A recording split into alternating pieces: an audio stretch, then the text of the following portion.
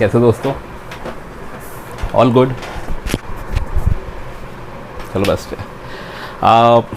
तो दोस्तों, आज मैं आपसे कुछ एक दिल की बात कहना चाहता हूँ। मुझे लगता है कि किसी भी इंसान के जीवन में हास्य रस का होना एक बहुत ही महत्वपूर्ण चीज़ होती है। ये होना बहुत ज़रूरी इसलिए भी है क्योंकि जिस तरह का वातावरण आजकल है तनाव से भरपूर, ऐसे में अगर आपकी लाइफ में थोड़ा ह्यूमर, थोड़ा सा कॉमिक एलिमेंट्स नहीं होंगे तो आप कैसे इस कठिन जीवन के सफ़र को पूरा कर पाएंगे। हास्य का होना इसलिए भी इम्पॉर्टेंट है कि ये आपके मानसिक और शारीरिक मतलब स्थिति को दुरुस्त बनाए रखता है और एक तरह का संतुलन बनाए रखता है आपके जीवन में। और ये ज़रूरी नहीं कि मतलब आपको ये संतुलन बनाए रखने के लिए किसी क्वालिफाइड डॉक्टर या फिर कोई फैंसी डिग्री होल्डर डॉक्टर के पास उसकी सेवाएं लेने की ज़रूरत है। अगर आप मेरी बात समझ रहे होंगे और आपको इंसानों की परख होगी तो आप ये समझेंगे कि ये काम कुछ बिना डिग्री वाले डॉक्टर्स भी बड़ी ही कुशलता के साथ कर सकते हैं। नहीं, मेरा इशारा उन गर्लफ्रेंड्स की तरफ तो बिल्कुल भी नहीं है जो कि अपने बॉयफ्रेंड की, अपने शोना, अपने बाबू शोना की चोट का इलाज अपनी जादुई फूंक से कर देती हैं। ना, don't get me wrong there. मेरा इशारा कुछ उन चुनिंदा और ब्लेस्ड लोगों की तरफ है जिनमें एक नेचुरल टैलेंट होता है, ह्यूमरिस्टिक चीज़ों को पकड़ लेना, टेंस माहौल में भी हंसी मजाक के फव्वारे छोड़ देना। ऐसे लोग क्या करते हैं, आपके जीवन में एक मिठास खोल देते हैं।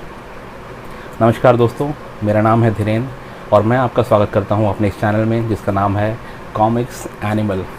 दोस्तों, आज हम चर्चा करेंगे, जैसे कि मेरे इंट्रोडक्शन से आपको थोड़ा सा अंदाज़ा हो ही गया होगा, एक ऐसे किरदार की जो कि राज कॉमिक्स यूनिवर्स का एक बहुत ही बहुचर्चित किरदार रहा है और लगभग पिछले 3 दशकों से हमको हंसाता गुदगुदाता हुआ आ रहा है।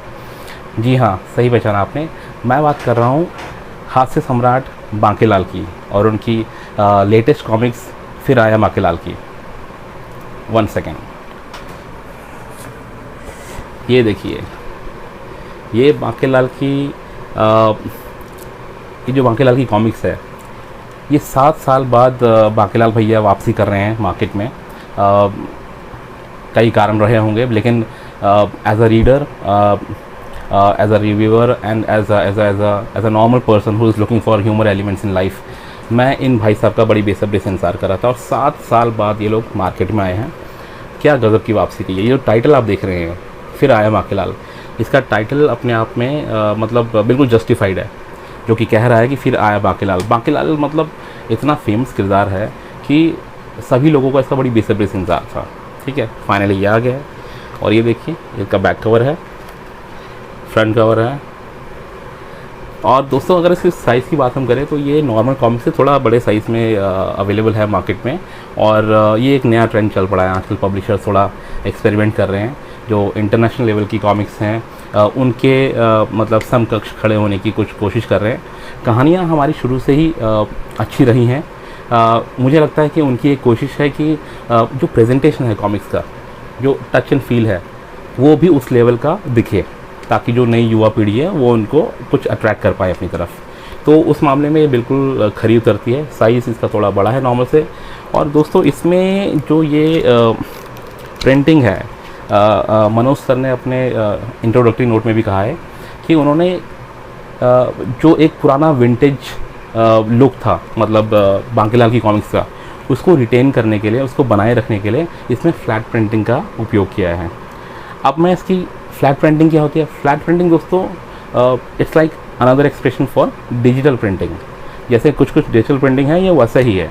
और मैं ज़्यादा डिटेलिंग में नहीं जाऊँगा बिकॉज हम यहाँ पे कोई डिज़ाइन या प्रिंट प्रोडक्शन के बारीकियों के बारे में बात नहीं कर रहे हैं, हम यहाँ कॉमिक्स रिव्यू कर रहे हैं। तो आप सीधे शब्दों में बस ये समझ लीजिए कि फ्लैट प्रिंटिंग का मतलब होता है इसमें आपको डिज़ाइन एस्पेक्ट से ज़्यादा कलर ऑप्शंस मिलते हैं, ज़्यादा वाइब्रेंट कलर्स का आप इस्तेमाल कर सकते हैं। ये प्रिंटिंग प्रोसेस होता है वो इकोनॉमिकल भी होता है।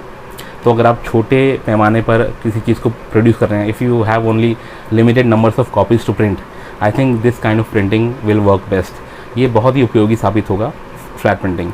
और इससे ना एक वो पुरानी यादें ताज़ा हो जाती हैं। ठीक है, वो पुरानी मेमोरीज फिर जीवंत हो जाती हैं क्योंकि हम इसी तरह की प्रिंटिंग देखते हैं बांकेलाल की कॉमिक्स में। और ये एनवायरनमेंट फ्रेंडली भी होती है। खैर वो सब बाकी बातें हैं, लेकिन बहुत ही अच्छा तरीके से इसको लुक दिया हुआ है, बहुत अच्छे से इसकी पेशकश की गई है। अगर मैं दोस्तों स्टोरी लाइन की बात करूं तो ये बात तो तय है कि बांकेलाल की कॉमिक्स में दो चीज़ों की गारंटी शुरू से रही है। मतलब it's been what a little over 30 years now. I think 1987-88 में पहली बार बांकेलाल भैया की कॉमिक्स आई थी और पिछले 3 दशक से ज़्यादा हो गए हैं और ये हमको लगातार गुदगुदाते आए हैं, हंसाते आए हैं। तो वही बात, मतलब कॉमिक्स में दो चीज़ पक्की हैं, एक तो स्टोरी लाइन, आपको स्टोरी लाइन मिलेगी। ऐसा नहीं है कि ह्यूमर पैदा करने के लिए सिचुएशन क्रिएट करी जा रही, नहीं, there is a story line and there is situational comedy. मतलब जैसे एक स्टोरी लाइन चल रही है, किरदारों का टकराव हो रहा है, कुछ हास्यास्पद जो सिचुएशन पैदा हो रही है वो सारी इस तरह से हो रही है कि मतलब फोर्स फेड नहीं है, वो अपने आप पैदा हो रही हैं। वो कुछ तो किरदारों की ऑकवर्डनेस होती है, कुछ सिचुएशन इस तरह आ जाते हैं कि वो जिस तरह से बिहेव करते हैं आपस में, जिस तरह से उनके किरदारों का टकराव होता है, बहुत ही फ़नी सिचुएशंस क्रिएट होती हैं। And that has been the hallmark of brand Bankelal. जी हाँ, और उसी कड़ी को इन्होंने आगे बढ़ाया है अपनी इस लेटेस्ट पेशकश में, फिर आया बांकेलाल में। कहानी चिर परिचित अंदाज में शुरू होती है और किरदार जब आते हैं तो आपके मन में पुरानी यादें उमड़ पड़ती हैं। बहुत अच्छे से प्रोग्रेशन होता है कहानी का और हमारे बांकेलाल भैया और अपने टिपिकल अंदाज में कुछ ऐसी हरकतें करते हैं कि प्लॉट बहुत इंटरेस्टिंग बन जाता है। आप लोगों को तो पता ही है उनकी, मतलब सिंस टाइम इमेमोरियल उनकी एक ही विश है कि वो किस येन केन प्रकारेण महाराजा विक्रम सिंह को मरवा दें या कुछ कर दें और उनकी गद्दी पे बैठ जाए। बट जो इवेंचुअली होता है वो आप सभी को मालूम है। बट सिचुएशनल कॉमेडी का ताना बाना बहुत अच्छे से बुना गया है। मतलब मैं, ऐसा नहीं है कि लेट 80s या अर्ली 90s में जो माइंडलेस मूवीज़ आती थी, ये वैसा नहीं है, मैं ये कहूँगा। और इसकी तुलना में कुछ 1970 के दशक में जो ऋषिकेश मुखर्जी थे, उनकी जो spice of the life kind of movies होती थी, इसमें रियल लाइफ से जुड़े हुए किरदार होते थे और जो उनकी अपनी अपनी मतलब कॉम्प्लेक्सिटीज़ होती थी लाइफ में, उससे जो सिचुएशनल कॉमेडी उभर के आती थी, मैं कुछ कंपैरिजन इसका उनकी मूवी से करूँगा। मतलब बिल्कुल ही साफ़ सुथरी कॉमेडी होती है। ना सिर्फ बच्चे, मैं इनफैक्ट कहूँगा ये वो कॉमिक्स है जो 7 साल के बच्चे से लेकर अगर 70 साल का आदमी भी पढ़ेगा, 70 ईयर्स ओल्ड, इतना बुढ़ा आदमी भी पढ़ेगा तो उसको भी गुदगुदाहट महसूस होगी अपने अंदर। ऐसा ह्यूमर होता है बांकेलाल की कॉमिक्स में। तो स्टोरी लाइन बिल्कुल परफेक्ट है। इनफैक्ट मनोज सर और उनकी टीम को मैं कंग्रेचुलेट करूँगा कि उन्होंने बहुत ही अच्छे से जस्टिफाई किया है ये जो वापसी हुई है 7 साल बाद इस कॉमिक्स की। तो जो उसका एक ट्रेंड लाइन रहा है, जो उसका स्टोरी लाइन इतने सालों से रहा है, हम सब अच्छी तरह से वाकिफ़ हैं कि कैसा उसका स्टैंडर्ड है, standard of humour, standard of story progression, तो वो उन्होंने मेंटेन रखा है। दोस्तों मैं उनकी बात कर रहा था, जो इनकी टीम है उसमें तरुण कुमार वाही जी ने बागडोर संभाली है स्क्रिप्ट राइटिंग की, और प्रेम गुनावत जी हैं जो कि आर्ट वर्क देख रहे हैं। तो इन दोनों दिग्गजों ने जो काम किया है, मतलब it's like an extension of the work which late Jitendra Bedi ji had done.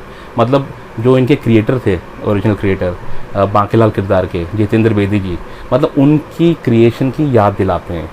तो जो ये तरुण कुमार वाही जी ने और इन्होंने जो ये आगे बढ़ाया है सिलसिला, तो उन्हीं की याद आती है बेदी जी की बहुत अच्छे से। मतलब वो सिलसिला टूट नहीं रहा है, ऐसा नहीं लग रहा है कि वो बेदी जी ने जो जिस बांकेलाल को मतलब सोचा था और दर्शाया है, इतने पिछले कई सालों, 25 सालों तक उन्होंने इस किरदार पे काम किया था, तो वो कहानी ख़त्म नहीं हुई है, अब उसका एक एक्सटेंशन हुआ है और कहीं पर भी डिसकंटिन्यूटी नहीं है। अगर आप इसके आर्ट वर्क को देखेंगे और जो सिचुएशनल डायलॉग हैं उनको अगर आप पढ़ेंगे तो आपको सेम ह्यूमर नज़र आएगा, सेम, मतलब वही जो बांकेलाल की आत्मा है उसका ही नया सृजन हो गया है। ऐसा लग रहा है वो नए शरीर में घुस गई, लेकिन वो उसकी आत्मा बरकरार है। तो स्टोरी लाइन के मैं उनको मतलब पूरे मार्क्स दूंगा। और अब बात करते हैं हम प्राइसिंग की। प्राइसिंग दोस्तों इसकी रखी गई है 135 रुपये, 135, which I think is just it justifies the comics. It's a full paisa vasool comics, मतलब आप डिसअपॉइंट नहीं होंगे, ये तो गारंटी है इस बात की। बांकेलाल की कॉमिक्स में एक गारंटी होती ही होती है। तो जो आपके 135 रुपीज़ हैं वो आपको बिल्कुल भी पिंच इस एक और रीज़न से नहीं करते कि आपको एक दो प्यारे प्यारे पोस्ट कार्ड मिलते हैं एज नॉवेल्टीज़।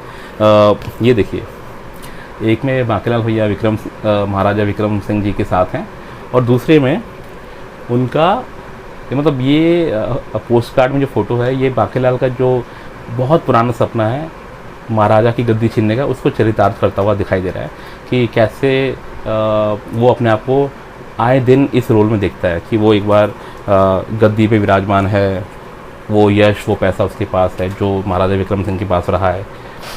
तो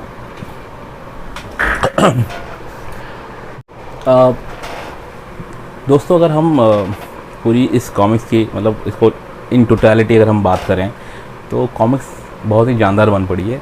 देखिए कहानी तो हर कॉमिक्स में होती है, और जैसे बांकेलाल की अगर हम कॉमिक्स की बात करें तो वो उसका सेटअप एक थोड़ा मतलब मीडिवल टाइम्स का है, राजाओं के दौर का टाइमलाइन है, वहाँ पे राजा महाराजाओं का सेटअप वगैरह है, और प्रजा भी मतलब उसी थोड़ा प्रिमिटिव स्टेज की है। बट जो चीज़ स्ट्राइकिंगली अच्छी हुई है वो ये कि ह्यूमर जो जनरेट किया गया है उसके लिए इन्होंने कुछ कंटेम्प्रेरी एलिमेंट्स भी उठाए हैं। मनोज गुप्ता जी की टीम ने काम अच्छा किया है। उन्होंने अभी सबसे रिसेंट फिनोमिनन क्या है हमारी लाइफ में, कोविड चल रहा है, राइट। तो ये जो पिछले 1.5-2 साल से कोविड की नाम की महामारी चल रही है, और किस तरह से इन्होंने हमारी लाइफ को प्रभावित किया है, मतलब उसके कुछ झलक और अंश भी आपको इस कहानी के अंदर देखने को मिलेंगे। मुझे ये चीज़ बहुत अच्छे से मुझे मतलब स्ट्राइक करा इस चीज़ ने। मुझे बहुत अच्छा लगा कि किस तरह से उन्होंने इसको कहानी में उसका समावेश कर दिया। लाइफ में कई ऐसे दौर आते हैं जब बहुत ही सीरियस चीज़ें आपके साथ होती हैं जो ट्रैजिक नेचर की होती हैं, लेकिन टाइम बीतने के साथ उन ज़ख्मों पर मरहम लग जाता है, और फिर हम उसको थोड़ा सा एक डिफरेंट नज़रिए से देखते हैं जब हम सिचुएशन से थोड़ा उबर जाते हैं। तो फ़िलासफ़ी तो यही कहती है कि थोड़ा सा एक मतलब ह्यूमरस थोड़ा सा एक एंगल होना चाहिए। हमको चीज़ों को ज़्यादा सीरियसली नहीं लेना चाहिए आफ्टर अ पॉइंट, तभी हम जीवन में आगे बढ़ पाएंगे। तो इन्होंने रियल लाइफ सिचुएशंस को अपने एक बिना ज़्यादा मतलब फोर्स फीड करते हुए अच्छे से उसमें इंक्लूड किया है स्टोरी लाइन में, और जिस तरह से इन्होंने कहानी को बुना है उन छोटे छोटे कॉमिक एलिमेंट्स को डाल के, तो आपको बहुत गुदगुदाएगा वो। तो ओवरऑल अगर मैं फाइनल वर्डिक्ट दूँ तो कॉमिक्स बहुत ही अच्छी है। मैं इसको 5 में से मेरे जो भी मतलब पैरामीटर्स हैं कॉमिक्स को जज करने के, be it the title, be it the storyline, the design work, the novelties and the pricing, अगर मैं सबका एक निचोड़ निकालूँ तो 4.5 आउट ऑफ 5 मैं इनको इस कॉमिक्स को देना चाहूँगा। ये मेरा एक अपना फेयर असेसमेंट है। बहुत ही अच्छी कॉमिक्स बन पड़ी है, आप इसको ज़रूर पढ़ें। आज ही अपनी कॉपी बुक करें या ख़रीद लाएँ कहीं से, और एंजॉय करें इसको, परिवार के साथ बैठें, हंसें, इस कहानी को शेयर करें, खुद भी पढ़ें और परिवार के बाकी सदस्यों को भी पढ़ाएं, खुशियाँ बाँटें। जीवन इसी का नाम है, खुशी के साथ रहो, एंजॉय करो लाइफ को। Thank you.